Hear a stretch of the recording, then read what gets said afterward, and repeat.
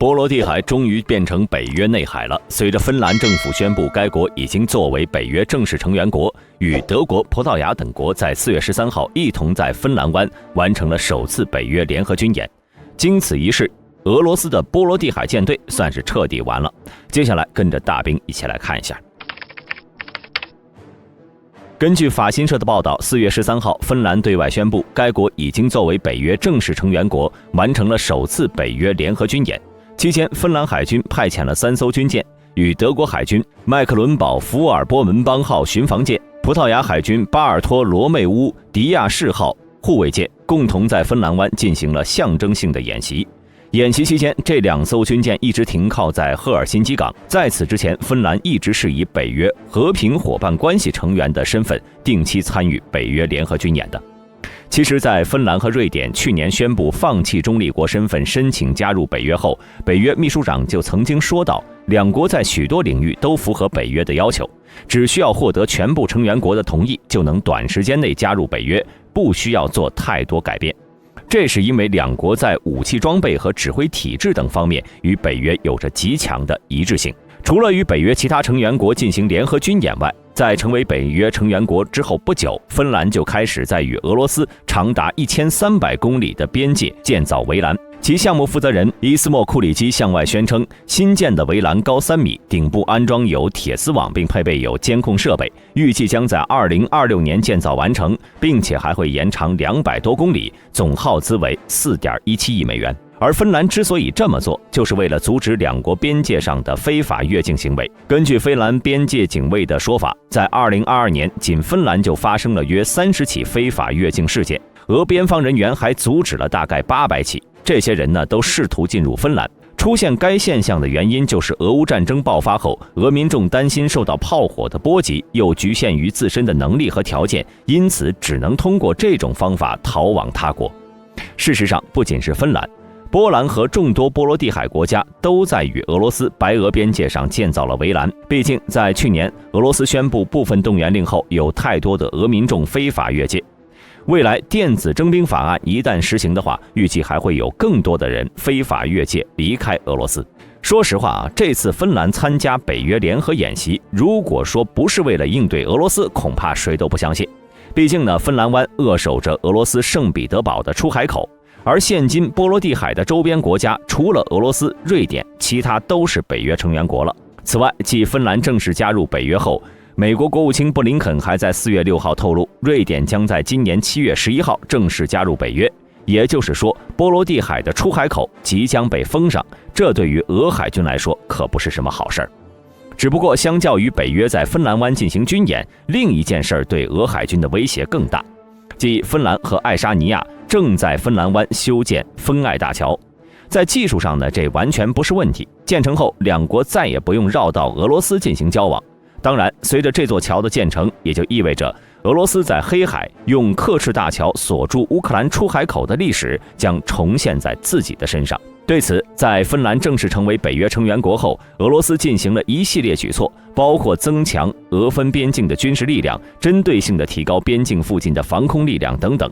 那么，俄罗斯的波罗的海舰队真的能抗衡该区域的众多北约国家吗？首先，作为俄罗斯4大海军舰队之一，虽然波罗的海舰队的实力排名末位，但作战能力其实并不弱。该舰队立下配置有1艘现代级导弹驱逐舰、1艘克里瓦克级护卫舰、2艘不惧级护卫舰、4艘守护级护卫舰、3艘帕钦姆级护卫舰、4艘纳努契卡级轻型护卫舰、7艘狼蛛小型护卫舰、4艘波克小型护卫舰、1艘拉达级潜艇、2艘基洛级潜艇，以及4艘蟾蜍级坦克登陆舰和一系列的辅助舰艇。作战舰艇总数达到了60艘，综合作战能力呢，在波罗的海区域位于第1梯队。只不过该舰队并不是全部驻扎在一处的，而是分别驻扎在加里宁格勒、波罗的斯克以及喀朗施塔德。其中前2者呢，是俄罗斯在波罗的海仅有的2个不动港，有着无与伦比的军事价值。其实我们完全可以将这3处基地按位置划分为2部分，其中呢，加里宁格勒和波罗的斯克都位于加里宁格勒州，后者呢是该州西部的一个城市，位于加里宁格勒以西50公里。波罗的斯克海峡北岸，而喀朗施塔德则是俄罗斯的一个港口城市，位于芬兰湾口上的克特林岛上，圣彼得堡以西约30公里。行政上呢，它是属于圣彼得堡的，也是圣彼得堡的主要港口，被看作是世界上防卫最好的海滨要塞。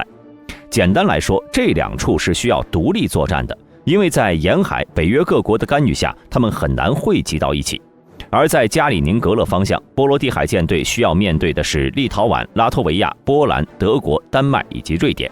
这几个国家正好将加里宁格勒团团包围。在海军实力方面，瑞典在卡尔斯克鲁纳设置有海军基地，当地驻扎有该国第1潜艇部队和第3海战舰队，前者呢是瑞典唯一的潜水艇部队，负责舰船情报搜集，全年监控并保卫瑞典领海，也会参与海上的特战行动。旗下有3艘哥德兰级潜艇和2艘兰曼兰级潜艇，后者第3舰队呢是瑞典海军的快速反应部队，立下拥有2艘斯德哥尔摩级护卫舰、2艘韦士比级护卫舰和3艘塔帕级巡逻艇，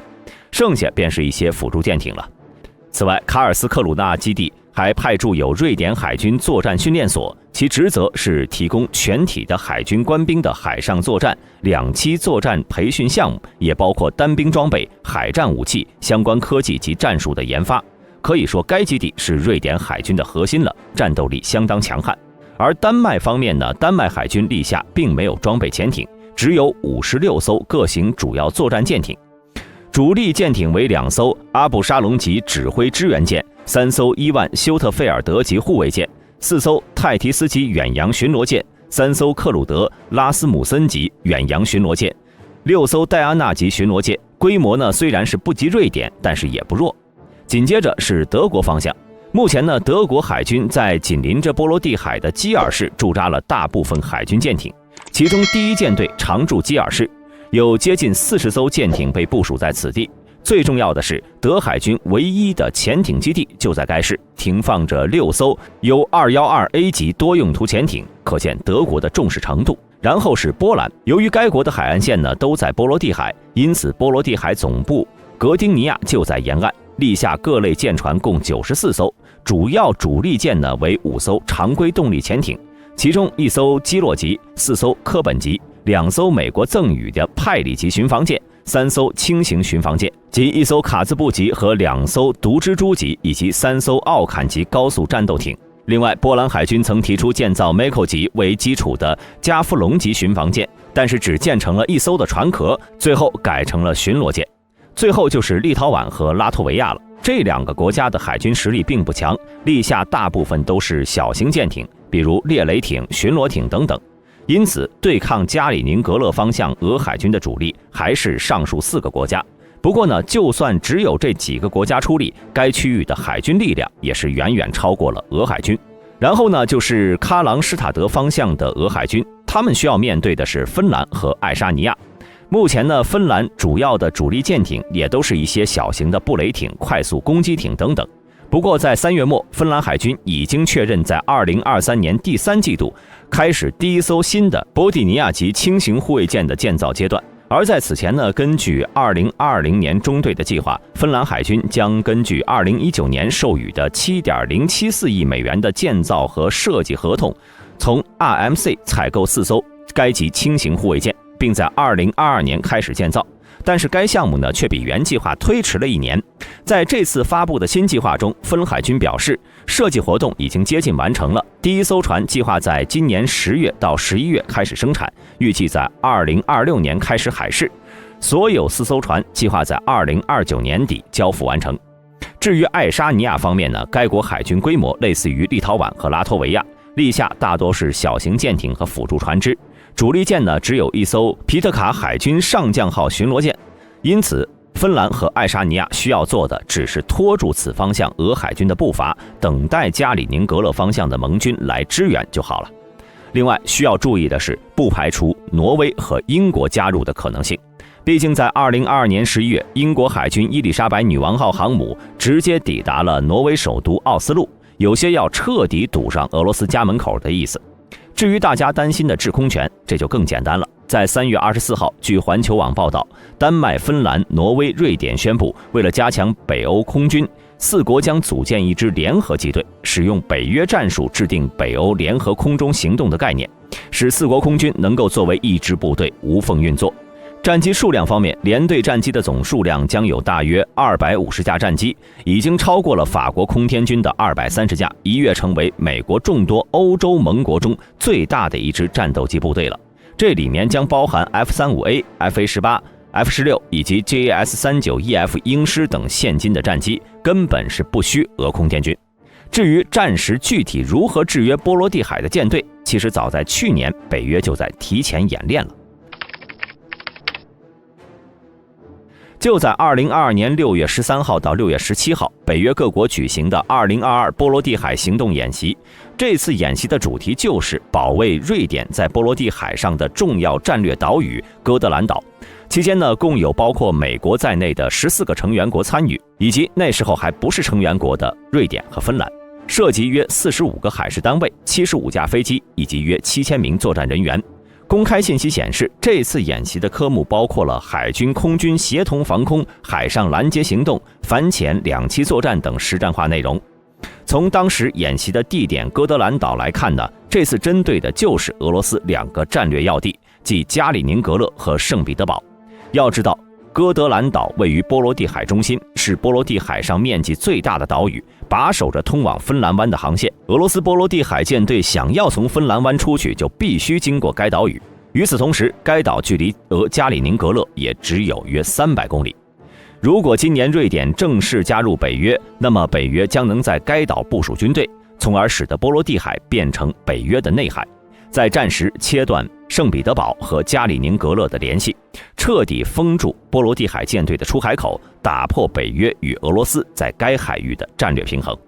在这次演习之前，美国国防部就曾在一份公告中称，本次演习将由美国第6舰队牵头，由北约打击力量执行。值得一提的是，美海军黄蜂级2栖攻击舰也出现在了演习中。关于上述的2栖作战，大兵认为，在波罗的海区域2栖登陆作战会对俄罗斯造成重大威胁，毕竟圣彼得堡就在该海的沿岸。在2战时期，德国对苏联实施入侵的巴巴罗莎计划，其目标就是圣彼得堡。所以黄蜂级2栖攻击舰出现在演习中，就是在向俄罗斯表明，北约各国有能力在波罗的海沿岸一起对俄罗斯发起2栖作战。此外呢，除了2栖作战外，反潜作战也很重要，因为波罗的海的水深一般在70到100米，深度呢平均为55米。这也导致俄罗斯波罗的海舰对水面舰艇实力并不强，立下潜艇的综合实力更具威胁。毕竟基洛级潜艇就部署在此，因此这次的反潜演习也意在切断俄罗斯潜艇在水下的活动能力。综上所述，其实波罗的海周边的北约各国早就预演了未来应对波罗的海舰队的方案，恐怕就连盟国哪艘舰艇该出现在哪个位置都布置好了，直接将俄罗斯波罗的海舰队给封死了。未来随着瑞典加入北约，俄海军受到的限制只会越来越大，甚至有可能将该舰队变成内陆舰队。到时候波罗的海呢，也将成为北约的内海。那么大家认为波罗的海舰队的下场会是什么样的？欢迎在评论区内讨论。如果视频中有出错的地方，也欢迎各位在评论区内指正。今天的视频到此结束，喜欢的朋友请点赞关注，我们下期再见。